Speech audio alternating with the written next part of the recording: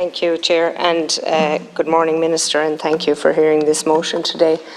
And if we might disseminate where this all started, and I think, you know, your confidence as expressed in the Commissioner may be somewhat misguided, but that will be determined by you as the Minister.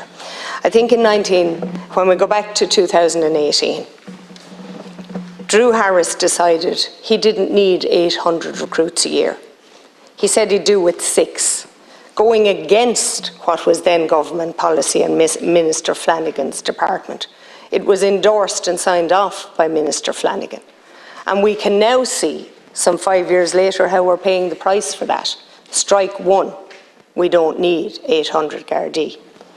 This time last year, Drew Harris said that we couldn't reintroduce the old working time roster, the Westman Town roster, because we didn't have the resources. It just wasn't possible. Now, either you, as the Minister and the Line Minister, told him he should retract that and pursue re-implementation of that roster over and above the COVID roster, but something happened and it hasn't been explained, and nobody is stupid. Somebody needs to explain what changed his mind. The fact that the Taoiseach comes in here and tells us that there's funding for 1,000 Gardaí doesn't mean we're going to get them. We've seen every year budgets being delivered as spin, but we never actually get the delivery.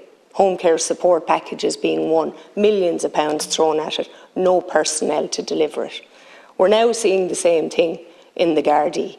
And you're here trying to tell us that community policing is the way forward.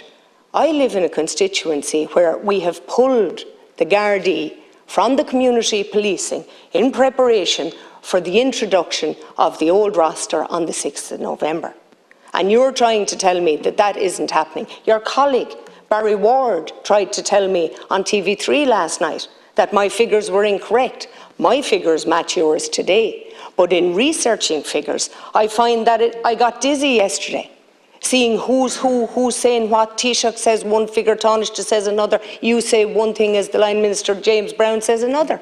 We actually have no idea how many Gardaí. But I do know that between the Taoiseach statement last November and yours in May of this year, according to the House's record, we've lost 256 Gardaí somewhere in the system. And between retirees and the loss of those Gardaí, we'll have no new recruits. We'll have trained 633 by Christmas of this year, but there won't be any addition.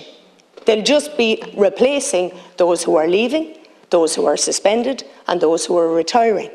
That is not trust and confidence for the public to go forward with.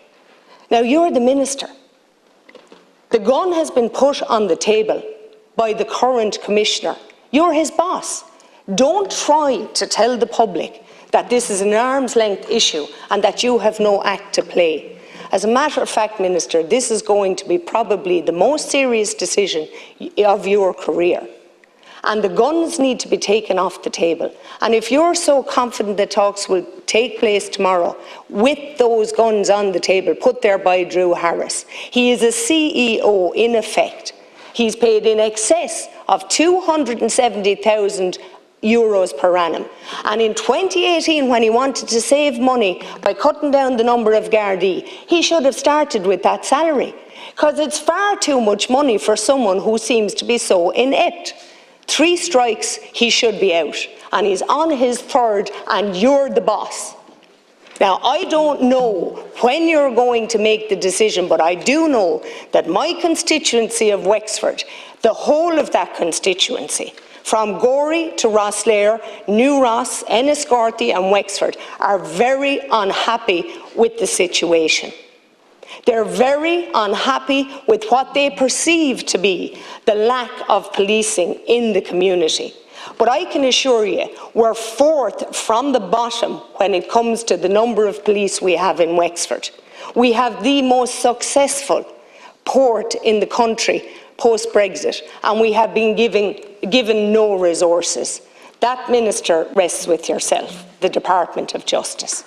I'd also say we have 174 recruits to come out of Templemore, and for all of your talk this morning in your speech, none of them None of them are aware, in the middle of the worst housing crisis this country has ever seen, where they're going to be stationed. Yet they've had over 9 months to prepare, to tell them where they can go and where they might get rental accommodation. Is it any wonder people won't join the Guards? Sort